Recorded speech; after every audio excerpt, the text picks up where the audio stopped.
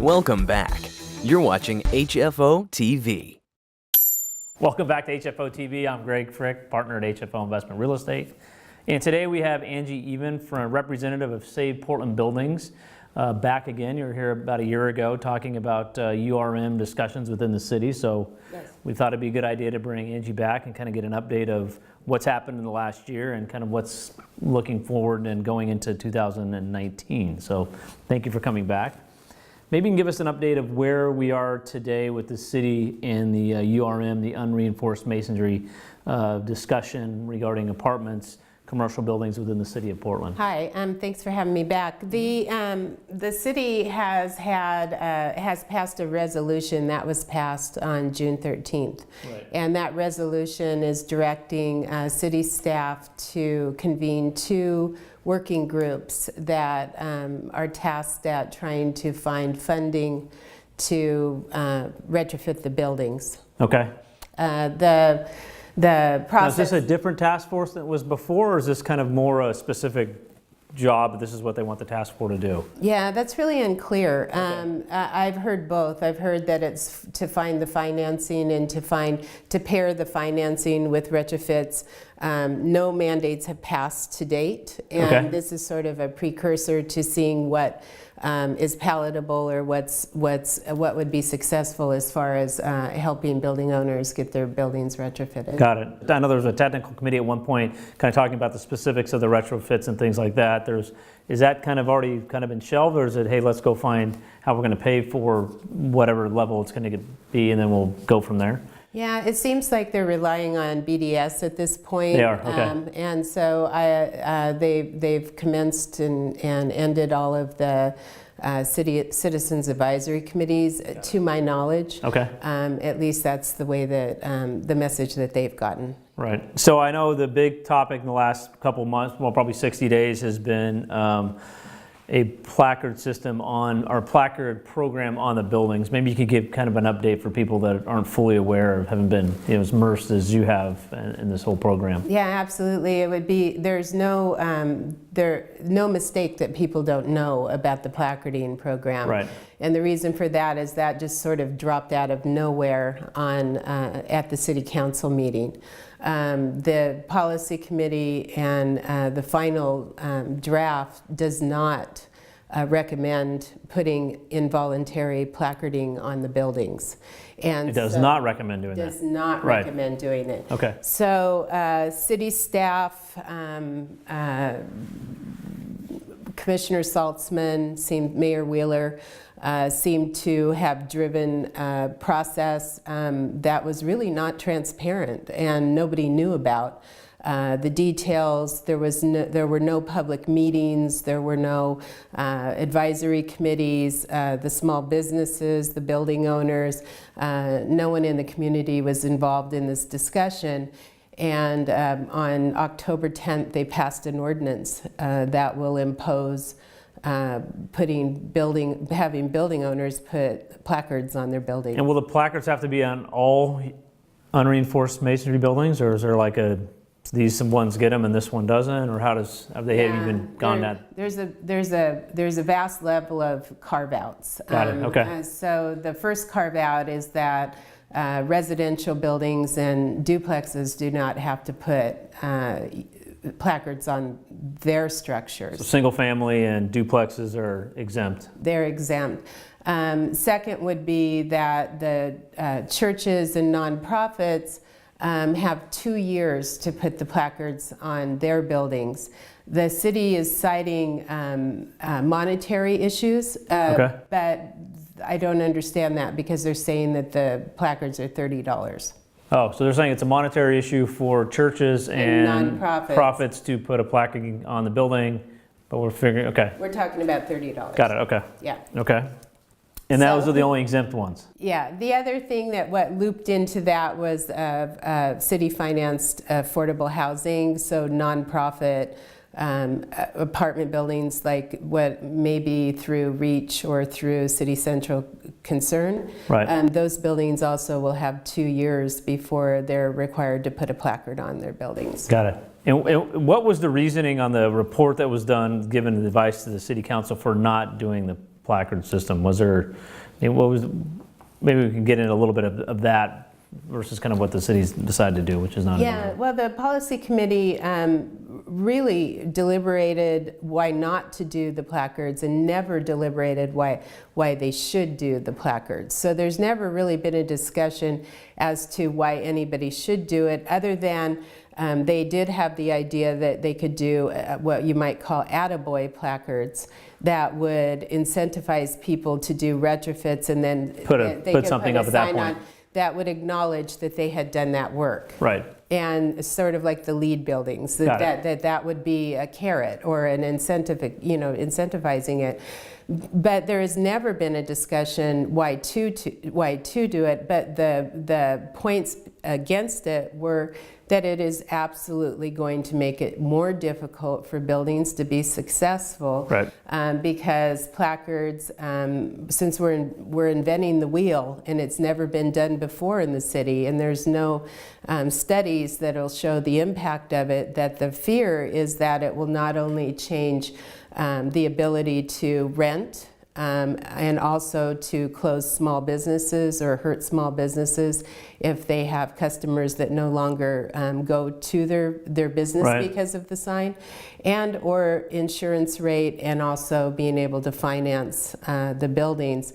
The crux of the issues of the placards, and I think the main thing that is the most upsetting, is that the city has admitted that full retrofits on these buildings are not feasible. They have admitted that people are not going to be able to afford to do full life safety retrofits. But this sign, if it goes on the building, cannot come off unless you do full retrofits. And in fact, any building that was retrofitted before 1993, even a full retrofit, won't qualify? Will not qualify to be exempted from these placards. So even the buildings that have been retrofitted will be placarded under this ordinance. And so from a financial standpoint, it's not the $30 cost to put a plaque on there. It's going to be the effect on the business owner, the tenant, and we're enabled, I know the biggest thing is trying to find funds to do these retrofits, and if we're hurting property owners in terms of their tenancies and things like that, it may not direct effect of the ability to do a retrofit 10 years, 20 years, however long they give you to do it. You may not have the funds to do that. It's going to make it even more imperative to try to find some kind of funding, but there's no, are they getting any closer in trying to find how they're going to, No, Seattle's been at this for over 10 years, and they haven't been able to find the funding for it. The only successful funding, which was really, I wouldn't call it a success, but in San Francisco, they actually did a bond. And people were able to access that money if they qualified for it. And so, but in Portland, we're putting the cart before the horse. We're having placards before we have a mandate. Right. We're having placards before there's funding available to succeed at doing retrofits. And we're putting a mandate in front of new committees without having any funding available. And do they even have a mandate on terms of how they're going to decide which buildings are getting? I mean, I know there's a quote URM list that we know that was not done by an engineer or anything like that. It was I think a drive-by from I'm not sure who, but the PSU students, windshield drive-by. So yeah. So, but now so the city has passed this mandate, and so the ability to discussions about this. I mean, where are we with that right now? Well, what we found was on the placards was there's this false narrative that this was some trade-off for higher standards of retrofits. Okay. There has been no discussion with any building owners that I'm aware of that anybody traded anything off. But that's the narrative that's coming out of City Hall. What instead we're seeing is that what it's doing is it's again putting those placards on the building with the inability to remove them unless you do the full retrofits. And for most buildings, that'll put them upside down. There's just no way that it's feasible for a building that's worth $800,000 to do a $500,000 retrofit. Right. Yeah. We don't even know what the retrofit criteria are right now. I mean, that's, Right. yeah. So this works. This is I think as we've watched this process, we've stopped listening to what they say and we're just watching what they do. Right. And nothing about this placard ordinance sets building owners for success. Up for success, and we were not invited into the conversation, and it was just done to us, not with us. So if owners who may or may not have these type of properties, or maybe they're not sure, is it worth for them to call their city council person, call the mayor? I mean, reach out. I know they can go to your website, which we have there below the screen. I mean, what's kind of the next step? In the next, before we have you back on here in 90 days. So what's kind of the plan in the next 90 days? Yeah, I think the plan in the next 90 days is to is to know your rights, and if you have a building that you don't believe is a URM, or you just don't know if it's a URM and you've never done an engineer study on it, is that you can do an appeal process.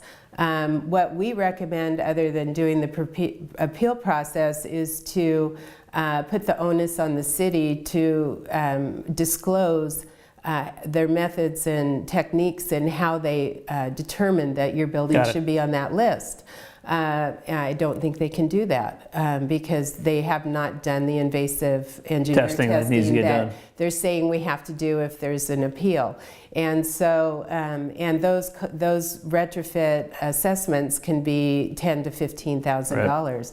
So the idea that we're guilty until we're proven innocent is not playing out well in the community of building owners. So is there a plan in the next to do something? You just go to the city? Do you go, like I said, is it too late to go deal with, the mayor and, Councilman Saltzman and say, wait a minute, or is it already set in stone? And well, I know that an ordinance doesn't pass or doesn't go into effect for 30 days after it's passed. So November 9th would be the window for that.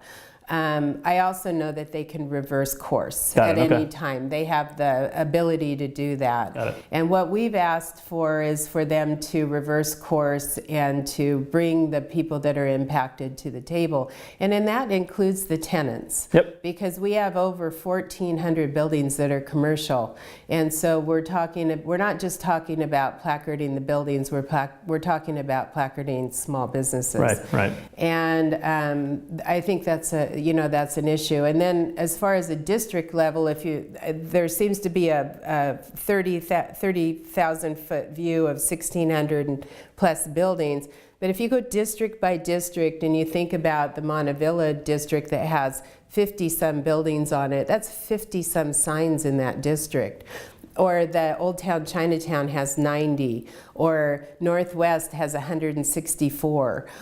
So this idea, and I think that a lot of people feel the same way, of placarding all of these buildings and creating this sense of unwellness or danger, why would we do this to our city? Yeah, well, I think like you brought up was the big thing is just you're putting the cart before the horse. You don't have a plan as how, what's going to happen afterwards or where we're going to get funding. So I think that's been the discussion we've been trying to have with the city for. Yeah, so call your councilman, email your councilman, go on Save Portland Buildings, enter your email address at the bottom. We will keep you updated. Perfect. And to any actions and or causes that are taking place through this entire process until we get to the end. Yeah. Well, great. Well, thank you for coming again for the update. I'm sure we'll be talking soon again, and we'll see you next time on HFO-TV. Thank you. Thank you. No, thanks. That was great. Thank you very much. Our entire office specializes in multifamily real estate, making HFO the largest multifamily brokerage in the Pacific Northwest. Your success is our passion. Build your legacy with HFO.